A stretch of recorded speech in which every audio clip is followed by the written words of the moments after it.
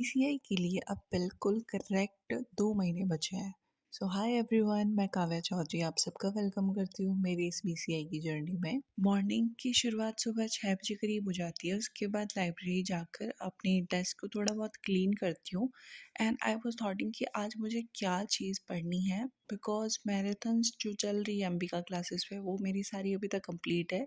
और उसमें ऐसा होता है कि 2-4 मैराथन क्लासेस ना ले तो डेली रहे होते हैं सर, बट ये है कि वो उस एप्लीकेशन पे अपडेट एकदम से होती है और 2-4 साथ ही हो जाती है। तो अभी 2-4 दिन 5 दिन तो हो गए हैं, अभी तक उस पे अपडेट नहीं हुई है। तब तक मैंने सोचा था कि मैं एक एक्स्ट्रा जो यूट्यूब पे मैराथन्स कराते हैं कुछ उनमें से ले लेती हूँ। तो 35 तो मेरी एप्लीकेशन पे हो रखी है कंप्लीट, 36 वहाँ अवेलेबल है नहीं, 37 यूट्यूब पे अवेलेबल थी तो वो मेरी कंप्लीट है।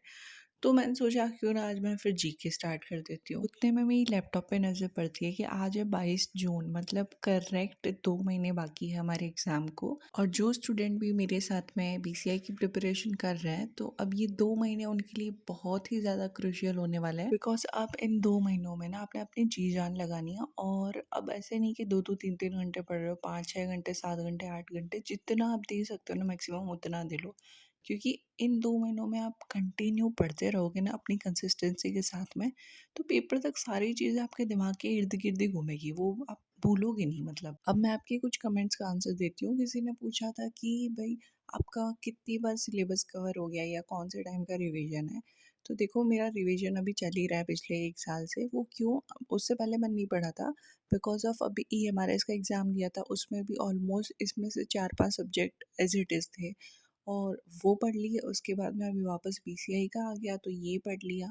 तो इस वजह से मेरा कंटिन्यू रिवीजन चल ही रहा है। और अभी जो ये लास्ट के 2 महीने हैं इसके अंदर मैं और आई गेस एक बार या 2 बार तो रिवीजन ऑलमोस्ट और कर लूँगी। और हाँ, एक और क्वेश्चन था कि आप अंबिका क्लासेस पर कितना ट्रस्ट करते हो? यहाँ से प्रीवियस ईयर के कुछ क्वेश्चंस ग्रैब हुए हैं क्या? यहाँ से आए हैं क्या कुछ क्वेश्चंस?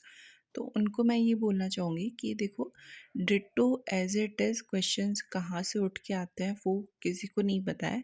बस ये है कि हर टीचर का अपना पढ़ाने का एक कंसेप्ट होता है और वो कितना क्लियर करता है हमारा वो कंसेप्ट, वो मैटर करता है। तो मैं बस ये बताना चाह रही हूँ कि जो अरविंद सर है वो हमारा कंप्यूटर का कंसेप्ट बहुत अच्छा कर देते हैं कि उसमें से फिर किसी भी टाइप की क्वेश्चंस आए हम उसे आसानी से इजीली कर पाए। सबसे मेन चीज़ तो यही है कि आपके कंसेप्ट्स क्लियर होने चाहिए। अगर वो क्लियर रखोगे तो फिर क्वेश्चन कैसा भी घुमा के आए आप उसे टैकल कर सकते हो।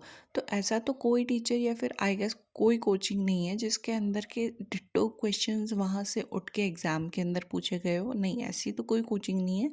बस हाँ, सबके पढ़ाने का तरीका है, सब अपनी एक वे ऑफ टीचिंग के अंदर है। तो इस वजह से हमें वो चीज़ अपने दिमाग में ध्यान रखनी है कि हमारे कंसेप्ट कौन क्लियर कर रहा है। तो उस चीज़ को आप ध्यान में रखते हुए अपनी कोचिंग या फिर अपने टीचर के लिए डिसाइड करोगे कि आपको कौन सी कोचिंग से पढ़ना है और कौन से टीचर से पढ़ना है।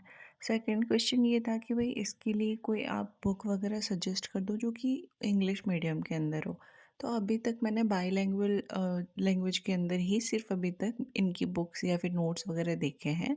और ये जो पेपर स्टिक हो रखा है ऐसे ही इसको देख के दिमाग में आ गया कि इस पे लिख रखा था नीट 2026। तो बस ऐसे एक थॉट आ गया कि आज 22 जून है और 21 जून को उनका रीनीट का एग्ज़ाम हुआ होगा, जो भी इस डेस्क पे स्टूडेंट बैठा होगा उसका।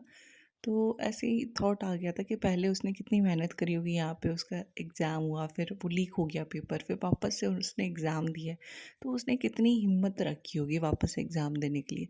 तो जब वो 10th 12th पास करके वो बच्चे इतनी हिम्मत रख सकते हैं तो आप थोड़ी सी आप भी रखो और आप भी अपनी जो डायरेक्शन है उसको फॉलो करो। आप वैकेंसी का रोना या फिर टाइम कम का रोना लेके मत बैठो।